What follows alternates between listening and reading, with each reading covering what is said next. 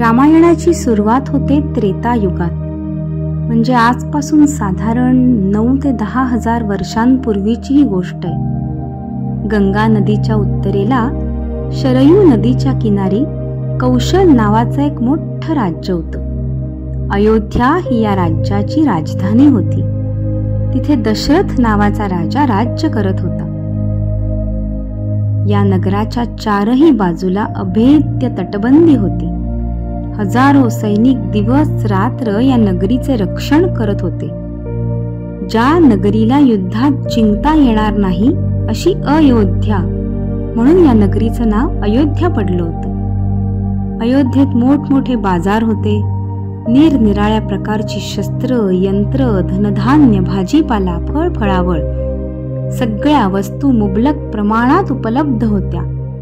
अयोध्येतली मोठमोठी घरं, हवेल्या, महाल, विशाल राजमार्ग, बागा, मंदिरं, सरोवर यामुळं अयोध्येची शोभा अधिकच वाढलेली होती. नगरात राहणारे सगळे लोक आरोग्य संपन्न सदाचारी होते. ते आपापल्या धर्मांचं, कर्तव्यांचं पालन करत होते. दशरथ राजा अतिशय विद्वान, बुद्धिमान आणि शूरवीर होता. तो एकटा 10,000 लोकांना हरवू शकेल इतकी प्रचंड शक्ती त्याच्यामध्ये होती. आपली अपार शक्ती, बुद्धी आणि धन यामुळे तो प्रसिद्ध होता. तो नेहमी आपल्या प्रजेच्या सुखाचा विचार करत असे. त्यामुळे अयोध्येची प्रजा त्याच्यावर खूप प्रेम करत होती. दशरथ राजाच्या राज्यात कोणीही नागरिक दुःखी अथवा निर्धन नव्हता. राजा दशरथाला 3 राण्या होत्या, कौसल्या, सुमित्रा आणि कैकेयी. राजवाड्यात अपार सुख समृद्धी असून सुद्धा दशरथ राजा उदास होता, कारण त्याला मूलबाळ नव्हतं.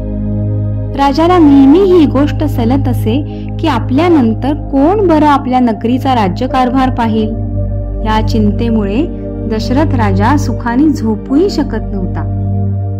त्यामुळे राण्या कौसल्या, सुमित्रा, कैकेयी याही नेहमी उदास असत. एके दिवशी राजाने आपले मंत्री आणि पुरोहित यांच्या सल्ल्याने पुत्र कामेष्टी यज्ञ करण्याचा निश्चय केला. पूर्वीच्या काळी असे मानत असत की हा यज्ञ केल्यामुळे राजाला पुत्रप्राप्ती होत असे. वसंत ऋतूतील एका शुभ दिवस पाहून पुत्र कामेष्टी यज्ञाला सुरुवात झाली. दशरथ राजाने वेद मंत्रांच्या मंगल उच्चारांबरोबर यज्ञकुंडात आहुत्या द्यायला सुरुवात केली.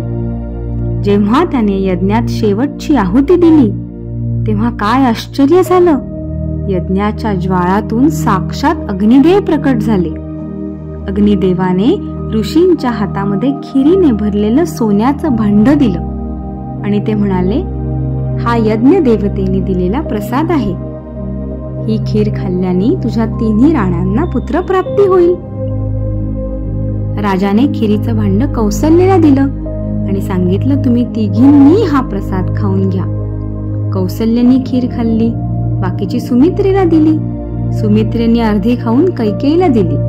कैकेयीने त्यातली अर्धी खीर खाऊन परत उरलेली सुमित्रेला दिली आणि सुमित्रेने ती सुद्धा खीर भक्षण केली.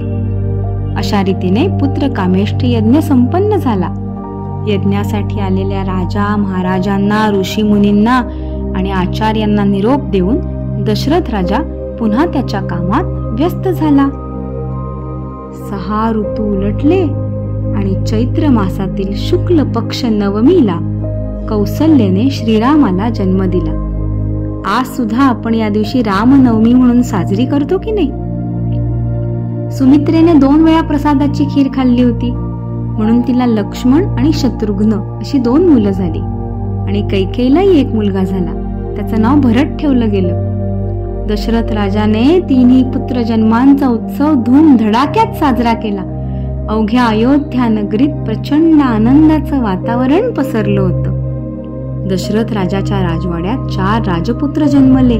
स्वर्गातील देवदेवतांनाही याचा आनंद झाला. त्यांनी अयोध्या नगरीवर पुष्पवृष्टी केली आणि अयोध्येच्या नागरिकांना तर आनंदाला काही सीमाच नव्हती. 4ही राजपुत्र अत्यंत तेजस्वी आणि सुंदर होते. ते एकमेकांवर खूप प्रेम करत असत. राम आणि लक्ष्मण यांची जोडी सदैव एकत्र राहत असे. शत्रुघ्न आणि भरत हेही एकमेकांबरोबर खूप छान खेळत असत. महर्षी वशिष्ठ यांनी या राजपुत्रांवर योग्य ते संस्कार केले.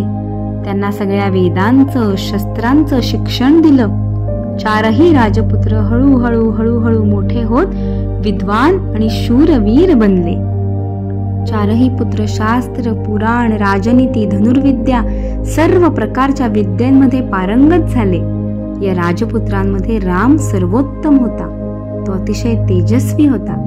राजपुत्रांच्या माता पित्यांना आपल्या पुत्रांचे रूप, त्यांचे गुण आणि विनम्रता पाहून अतिशय आनंद होत असे. सगळे राजकुमार मोठे झाले. पुढे काय झालं ते ऐकूया दुसऱ्या भागात.